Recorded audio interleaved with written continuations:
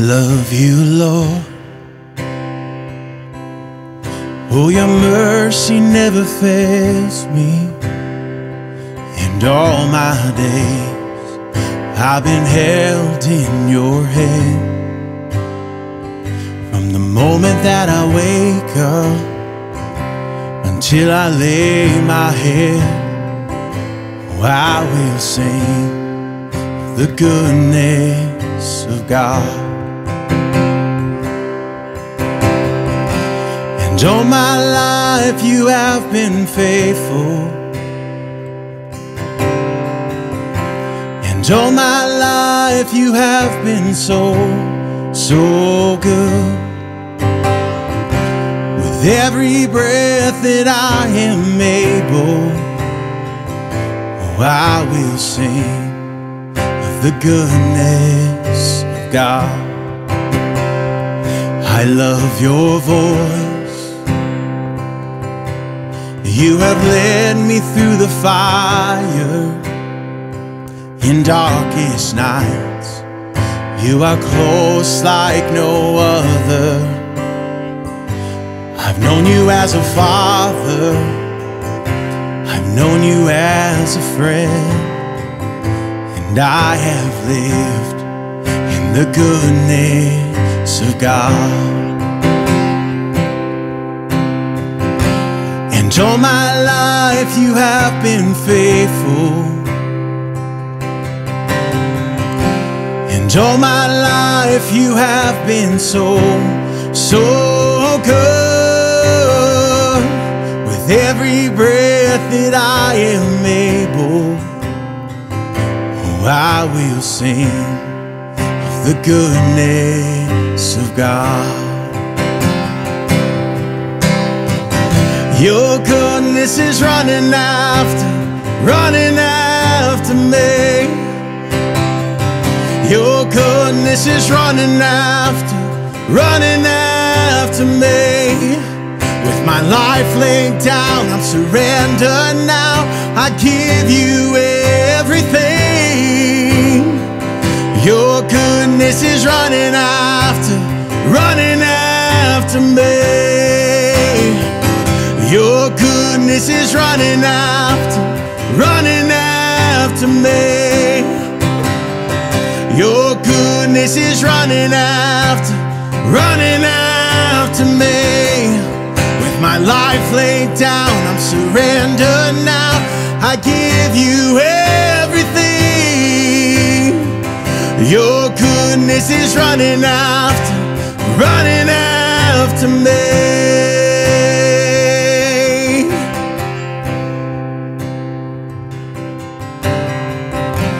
And all my life you have been faithful. And all my life you have been so, so good. With every breath that I am able, oh, I will sing of the goodness of God. Yes. And all my life you have been faithful. And all my life you have been so, so good. With every breath that I am able, oh, I will sing of the goodness of God. Oh, I will sing of the goodness of God. Yes, you're so good every day. You're so good in every way. You're so good every day. Hey. You're so good in every way. Sing this out. God is so good. And God is so good. Yes, God, you're so good. God, He's so good. He's so good to me. Sing, you're so good, yes. God, you're so good. Yes, God, you're so good. Yes, you are. God, you're so good. You're so good to me.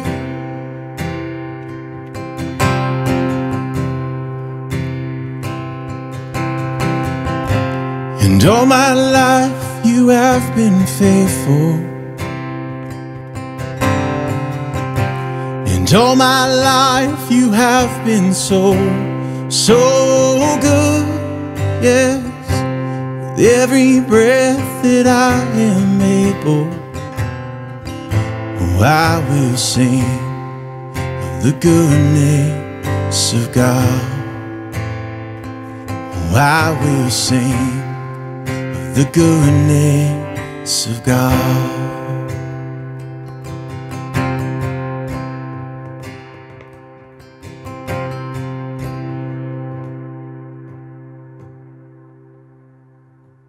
Hey Westside, my name is Jess and I'm part of the PACE team that has served within the church for the last year.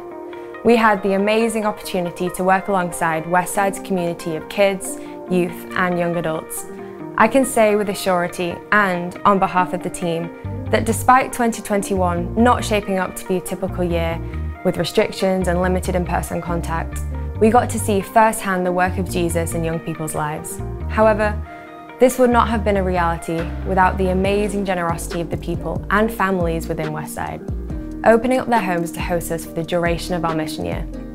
Through people believing in the vision of our work and providing a home and support, we were able to spend countless hours with students, whether from the comfort of a basement over Zoom or at in-person gatherings. All of this to say, a new team will be landing in late August to continue on the work of this year's team. And we are once again asking for an extension of generosity in the form of hosting. We would love to connect with you and explore the possibilities and options if you are interested in hosting a PACE apprentice. No matter how long you are able and willing to participate, please get in contact with us. You can email teammccombs@wkc.org. Once again, thank you for your generosity and welcoming arms, Westside. Your coming alongside us this past season has had an eternal impact, so thank you. Since David spent time last week talking about justice and using Liam Neeson as an example, it feels fitting that I start with a Liam Neeson quote as we begin on the topic of love today. He says, "It's not about how much you do, but how much love you put into what you do that counts." Now, I'm just kidding. That's not Liam Neeson, but actually it's Mother Teresa. Liam only cares about personal justice and vendettas, and David did a great job wrestling through justice as talking about making other people's problems our own. And if you missed that message, I encourage you to go back and listen to it on our YouTube page.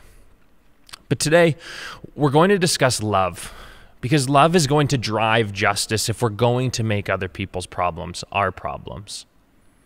And this is where the topic becomes a fun one, because our English language only has one word for love.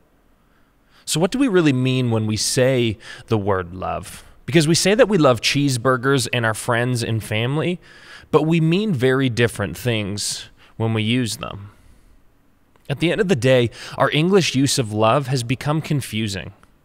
We get lost in what love really means because it's used in so many different spaces with so many different meanings. But where the English language has one word, the Greek is going to come through and have at least 4 types of love and 4 words that it uses for it that allowed them to easily tell the difference between erotic love, affection for places or subjects, love and human friendship, and the last one, which we'll focus on closely today, which is the word agape, which is this generous, self-giving love. But let's stop for a second before we get there, because I want to talk briefly about our world of terms and conditions. You see, whenever you log onto a website or purchase almost anything, there's always an agreement that goes with it. There's something that will be provided to you in exchange to not sue if you get hurt, or to give them your location or access to some of your personal information, or in the case of one Wi-Fi hotspot, your firstborn child for all of eternity. But this isn't the only place that terms and conditions exist. See, this idea of terms and agreements has bled into our relationships and our faith life and how we think love works.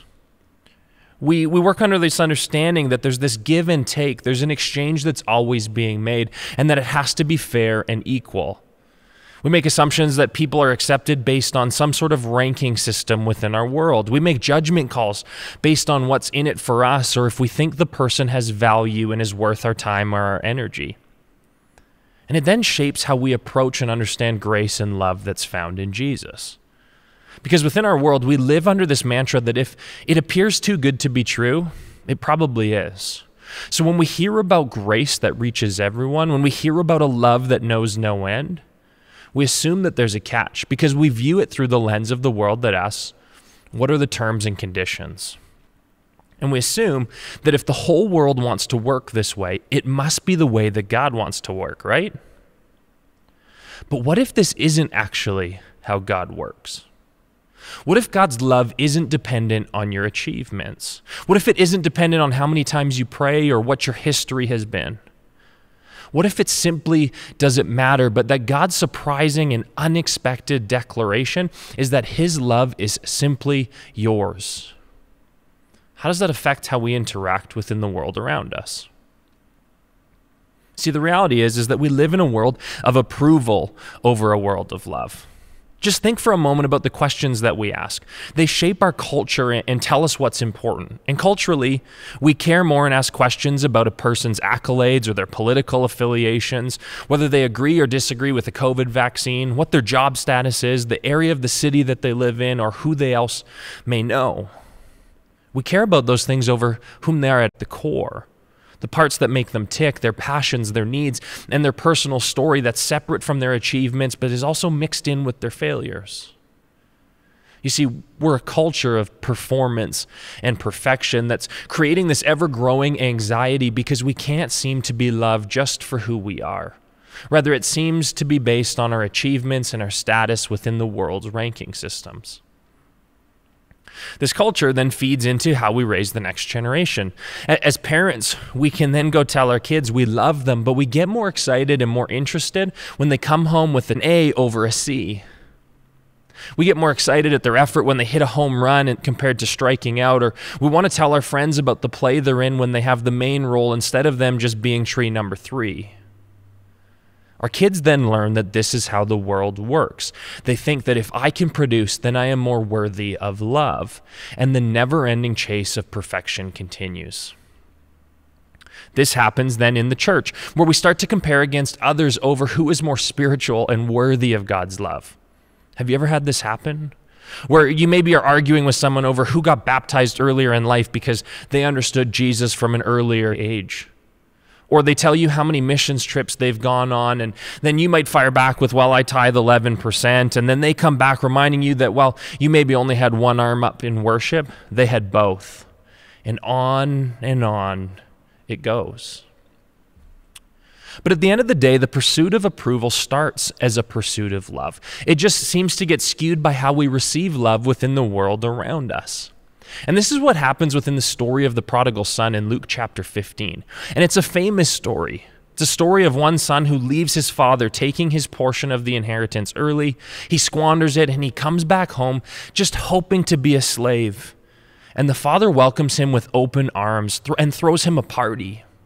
And what we then see is another disgruntled son who believes love shouldn't be shown to the returning son because of his disobedience and his wrongness.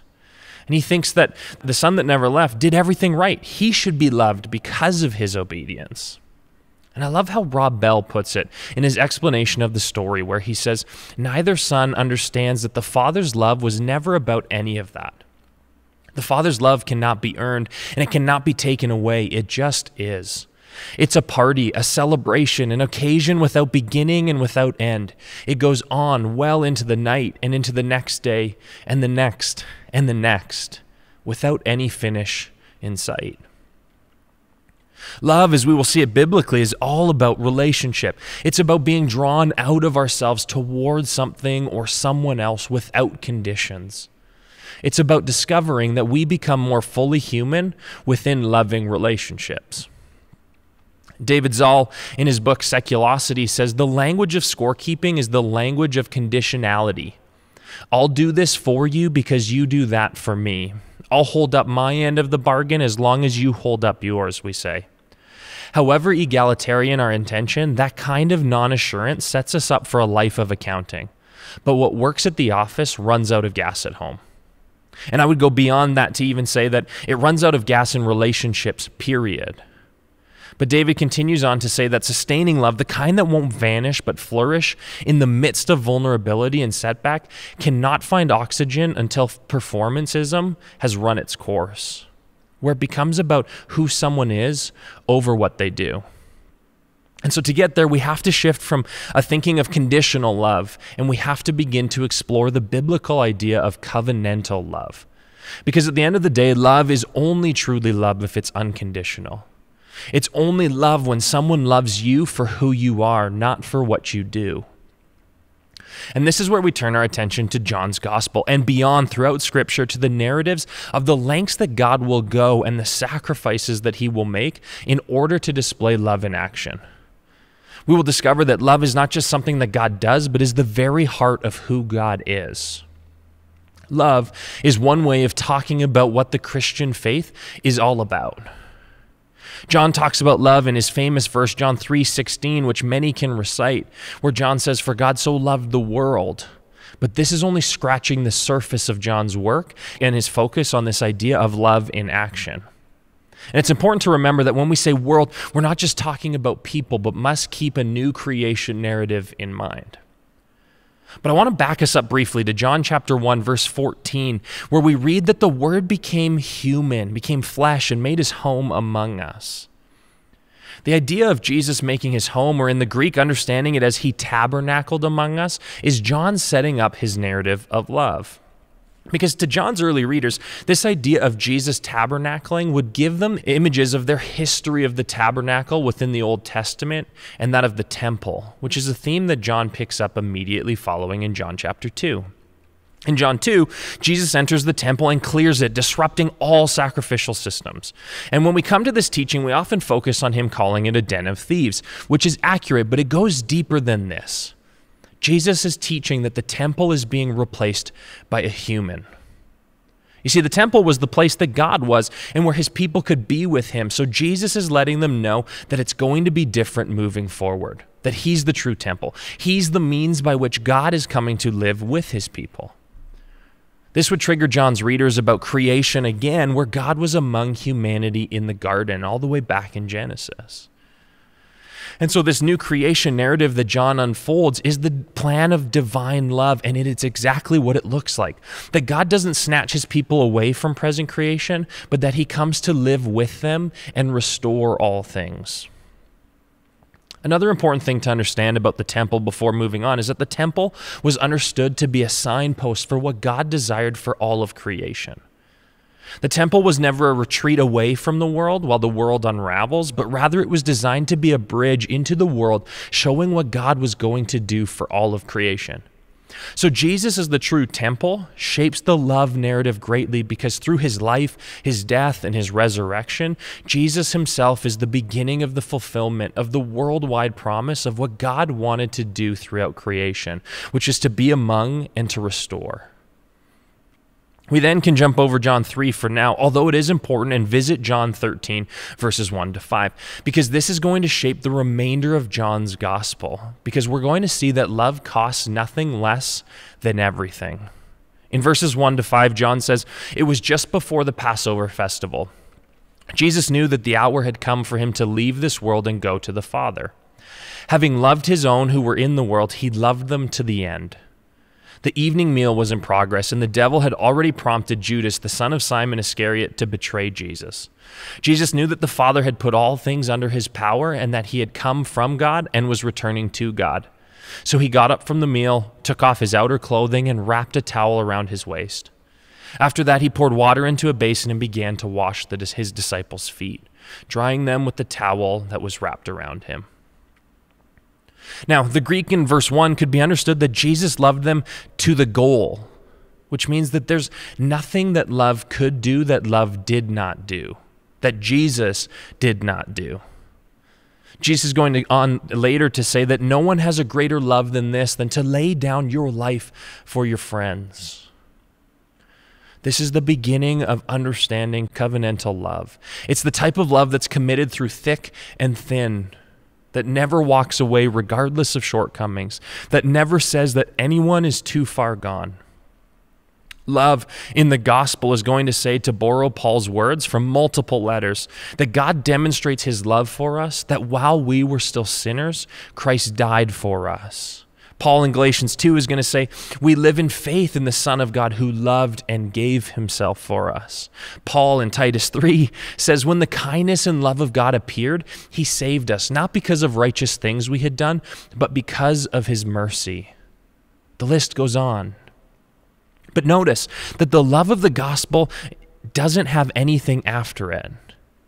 It doesn't say that the love can only be received if you have things in order, but rather that the love found in Jesus is a love that gives itself away for the sake of others. Tom Wright, in his book, Broken Signpost, says, the overarching theme of God's power, covenant love is, of course, the reason betrayal is so devastating. John makes that quite clear as well. But the answer to betrayal or denial is simply a further outpouring of love. This simply reinforces our sense of gratitude that the Creator God, revealed in Jesus and now active in the Spirit, does not simply love us when we are lovable, but loves us all the more, gives his very life for us, in fact, when we are horribly unlovable. Jesus on the cross is going to say, Father, forgive them. They don't know what they're doing. You see, before we're good enough or even could believe the right things, Jesus shows sacrificial love. Forgiveness that's driven by the love of God is unilateral, meaning God doesn't wait for us to get it together. God's love already did it. And this is a love that the world struggles to comprehend. That Jesus sits at a table with people who are about to betray and deny him, and Peter and Judas, and he serves them. He washes their feet and then goes and endures the cross. But what we can learn is that love itself is the most powerful thing, because it's love that takes the worst that evil can do and absorbs it and defeats it. This is the narrative that John puts together with the climax being the cross and the resurrection of Jesus. But Jesus doesn't just stop here and say, we just need to see it and acknowledge it with our heads. But he calls us to participate in it in John 13, in verses 34 to 35. He says, a new command I give you, love one another as I have loved you, so you must love one another. By this, everyone will know that you are my disciples if you love one another. Jesus is expanding and retelling the story of the command to love their neighbor.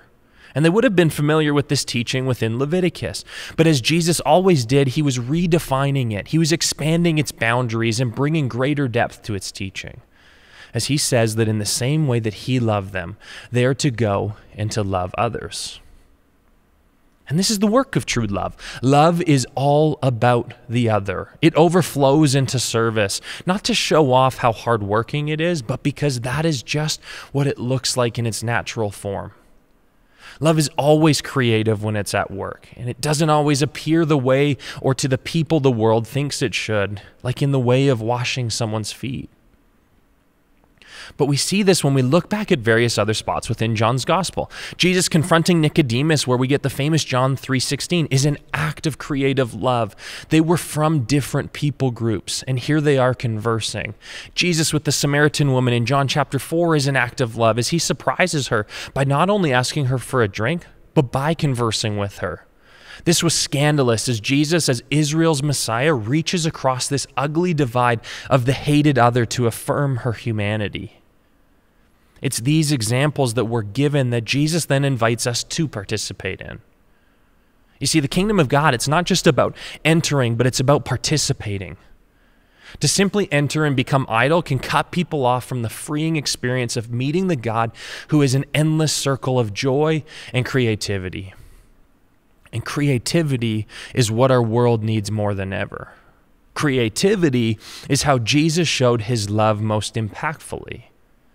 From the woman caught in adultery in John 8 and asking people without sin to cast the first stone, to healings and feeding miracles, from turning water to wine, to even how he taught about who is your neighbor and how to turn the other cheek or to walk an extra mile.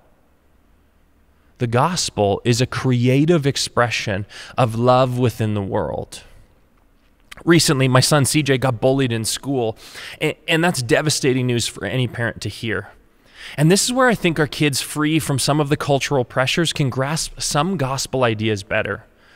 Because I was having a conversation with him and I asked him how he thinks he should respond. And without me giving any clues, he replied and said, "Dad, I don't think many people are kind to him. And he wants a friend but doesn't know how to make one.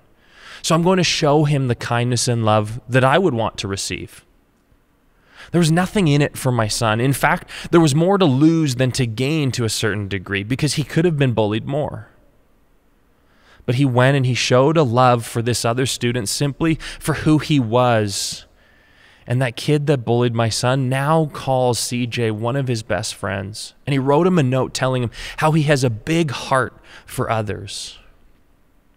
You see, love in the gospel's terms is always creative. It's always breaking down barriers. It's always including. It's always healing. It's always restoring. It's always valuing. And it's always caring. And it's doing all of that without any strings attached because it's the love that Jesus showed us. It's the love that we're to show the world because, as it says in John 13, it's how the world will know that we belong to him. And Paul picks this up in 1 Corinthians chapter 13. That love is eternal and it's going to be carried forward into new creation. And many of us know this chapter because it's often read at weddings, but it's in between two pivotal chapters for Paul talking about the church and how it's to be working. Paul famously writes this in verses 4 to 7, where he says, "Love is patient, love is kind. It does not envy, it does not boast, it is not proud, it does not dishonor others, it is not self-seeking, it is not easily angered, it keeps no record of wrongs. Love does not delight in evil, but rejoices with the truth. It always protects, always trusts, always hopes, always perseveres." Paul is setting up the vitality of love in the life of a believer. Paul, in the first 3 verses prior, sets up to suggest that without love, nothing else matters. And then in these 4 verses, challenges us with what love looks like. And he will finish this chapter by stating that love is one of the things that is eternal and will last into God's new creation. He's saying love is more important than matters that will pass away and all the stuff that the church in Corinth was concerned about. Love is the way of life in the new world, and it's the language we will speak. So we need to start learning it here and now. Paul here is expanding on Jesus' final command to love as he loved and is unfolding what it looks like in the world around them in greater detail. Love is the patience of Jesus with the Pharisees and the disciples who struggled to figure out what Jesus was really up to. Love is the kindness of Jesus to the outcast, the unloved, and the marginalized as he gave value to them, not for what they did, but because they were created in the image of God. We can go on example after example of what this looks like in the life of Jesus. And we're called to do the same. As the true temple in Jesus has arrived, conquering death and ushering in a new way of life that we're to be a signpost toward. Love is God's river that's flowing into his future. And we're invited to step into that river here and now and let it take us where it's going. Now, I'm not suggesting that boundaries are bad. They're sometimes necessary within life and relationships. So I'm not asking to do damage to yourself. But often we create unnecessary boundaries because we want to excuse ourselves from investing deeply. But what does it really look like for us to work this out in practice? Tom Wright's going to go on to say this, that love at its best is always on the move, always passing between one person and another, offering welcome to one person, consolation to another, encouragement to another, fascinated inquiry to someone else. It's always a gift. You see, the love of Jesus is a gift that doesn't withhold based on political affiliations, occupation, accolades, failures, or successes. but rather it's extended for everyone simply because they were created in the image of God. It's about who they are, not what they do. And everyone bears the image of God, which means everyone is deserving of love. The world's in desperate need of this love to calm our anxious hearts, to simply hear that we are enough because we're just here. We're created by God. When we discover that God's love is not based on merit, but simply is something to be received, and we then learn to love people the way Jesus did, we learn that there isn't a person around us that isn't deserving of love, and every space we find ourselves in is an opportunity to show God's love. I love again how Rob Bell goes on to explain this idea where he says, witnessing, evangelizing, sharing your faith. When you realize that God has retold your story, you are free to passionately, urgently, compellingly tell the story because you've stepped into a whole new life and you're moved and inspired to share it. When your God is love and you have experienced this love in flesh and blood, here and now, then you are free from guilt and fear and the terrifying, haunting, ominous voice that whispers over your shoulder, you're not doing enough. The voice that insists God is, in the end, a slave driver, have nothing to do with that God. We're invited to trust the retelling now so that we're already taking part in the kind of love that can overtake the whole world. As a community of Jesus followers, we've done a reasonably decent job at loving people who look like us or think like us. We create groups and programs based on our interests. But what about learning to love the person 20 years older or younger who you believe has no common ground? Or learning to be patient with that neighbor who overshares and slows down your day when you just have someplace to be? Or what about learning to celebrate the success of another over envying what they have done? Could we learn to love without an expectation of what's going to be returned, but rather out of a response of the fact that we've first been loved by Jesus? Nothing surprises a broken world like a community that has radical, faithful, genuine love that is shared among diverse members. It's easy to find communities of shared interest. It's easy to find people like us who love sports or music, gardening, or politics. But Jesus followers are called to create a community and love others, not just because of common interest, but because it is Christ who has first loved us. We're called to show love not based on the attractiveness or worldly value, but on the model of Jesus who washed the feet of everyone, including Peter and Judas. Many of us often ask the question of, where do we start? What's the next step? The truth is, you don't have to go far. In fact, Jesus doesn't even need us to necessarily. He wants us to be open to what is right in front of us. From our interactions at the grocery stores, within our workplaces, our neighbors, our friends, our family, show love to the people right in front of you. We don't need to spend time telling them what you think about what they're doing. To love someone doesn't mean we need to control their conduct. Loving people means caring without an agenda. And if we love with that love that's shaped by Jesus' life, death, and resurrection, we'll show a fractured world about a new way, a glimpse of the new creation. And when you don't get love right every time, don't forget it doesn't change your value. God delights in our efforts as we stumble forward in our pursuit of Him. And so I want to conclude with a question to reflect on and a quote from Bob Goff as we continue to think about love.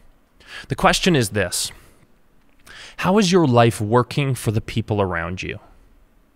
At the end of the day, if our lives aren't working for others, we are missing love, and our lives aren't working for ourselves as followers of Jesus. And then I love how Bob Goff writes in an incredible book called Everybody Always, if you're looking for a practical, down-to-earth way to walk this out, where he says, if you want to become love, stop just agreeing with Jesus. Go call someone right now. Lift them up in ways they can't lift themselves. Send them a text message and say you're sorry. I know they don't deserve it. You didn't either. Don't put a toe in the water with your love. Grab your knees and do a cannonball. Move from the bleachers to the field, and you won't ever be the same. So as you go, would this be your blessing? May you experience the vast, expansive, infinite, indestructible love that has been yours all along and redeems us in all the ways we have it together and in all the ways we don't. May you discover that this love is as wide as the sky and as small as the cracks in your heart no one else knows about. May your life be shaped by this same love as you live out life in relationship with others. May your love be creative as you participate in God's work to redeem a fractured world. May you have eyes to see where you can participate in God's love at work and ears to hear as He guides you into new opportunities. Amen.